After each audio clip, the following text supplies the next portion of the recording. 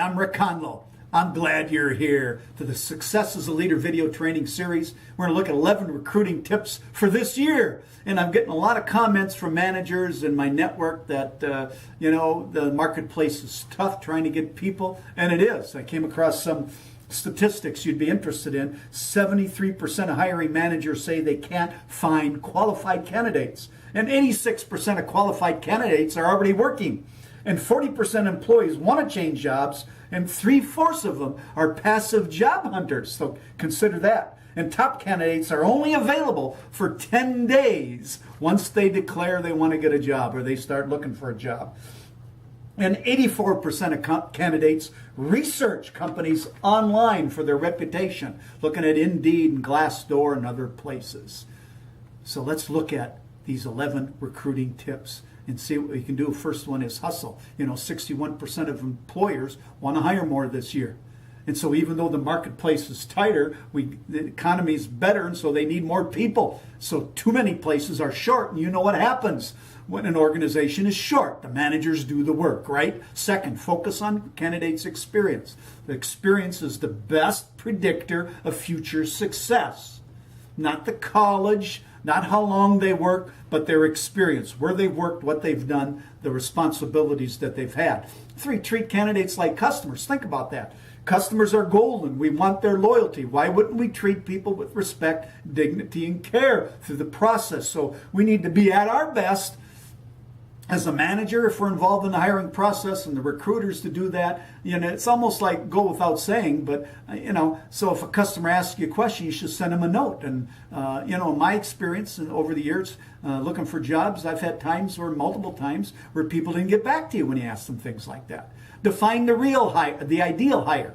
So what you got to do is have a team internally and ask what are the characteristics of what we're looking for. Maybe use some assessment tools to help on your current people, like the Myers-Briggs or the DISC, and you come up with a cross-section of characteristics, and that's what you use. So you may use those same assessments in the hiring process.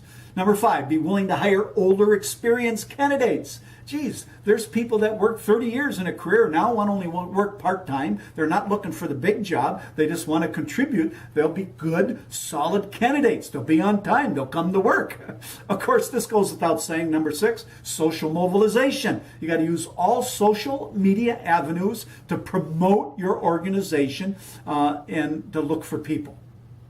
Number 7, inspire candidates before hiring. So what that means is we got to make sure that our hiring process, from the application online to what we do once that happens, the steps we use, the follow-up, the communication with the candidate, how we set up the interview, how we do the interview, who's involved in the interview, the literature we use, all of that. It's like, what's the journey? All the steps, just like a customer journey.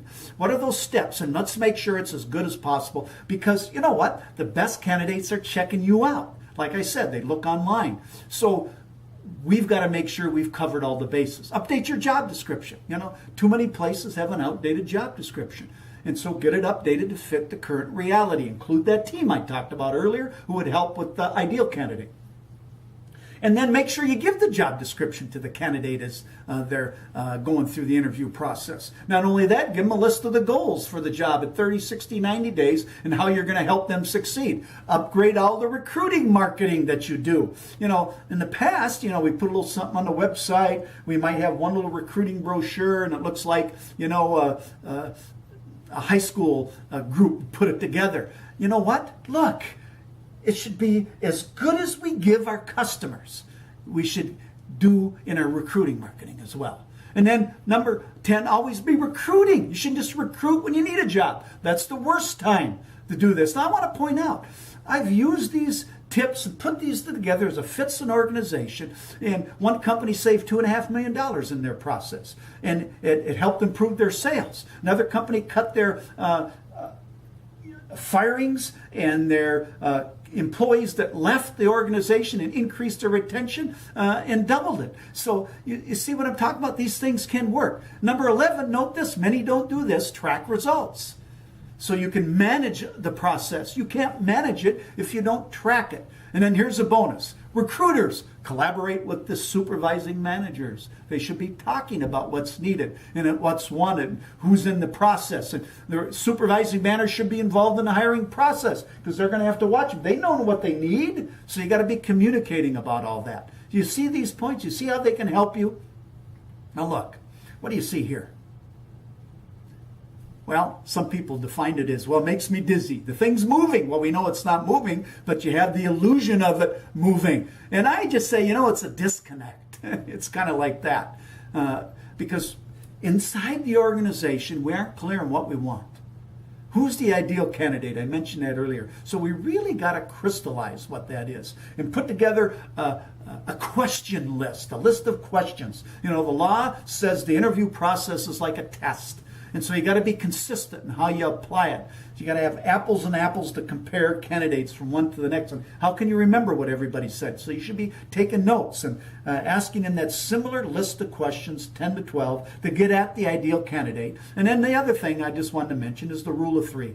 Interview somebody 3 times with 3 different people, 3 different situations or settings. That way you can get a better look at how they're going to deal with people. You can find out who the real person is. And don't forget to use behavioral questions so they can describe what they would do, because that's what you want them to see. Can they articulate what they've accomplished? The resume is one thing. It's a sales tool. And 50% of people lie on those things. So we got to be available of that. And then the other thing is, remember, again, keep the supervising manager involved, because they're the ones that have to work with these people that you hire. And then remember, people have tremendous potential, like Anthony Robles here. What do you notice about him? Yeah, if you hadn't noticed it, he's missing a leg. He was born that way. And he refused to wear a prosthetic leg. So as he grew up, he really worked hard at strengthening himself, found that he was good at wrestling. He became a champion wrestler in high school, went on to college. Some colleges wouldn't hire him or recruit him because he was missing a leg, but ASU did. And at ASU, he went on to be a champion wrestler all through his career. His senior year, he topped it off, 31-0, NCAA champion, 125 pounds. And his opponents were saying, he's got an advantage. They go, an advantage? He's missing a leg. And he was so good. That's what they were saying about him.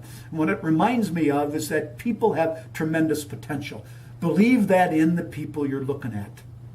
Look beyond the experience and the resume at who is that person, their heart, their spirit, and that'll give you some information about who's going to be the best candidate to help you. And then don't forget, when they're on board, invest in them so that you can keep them.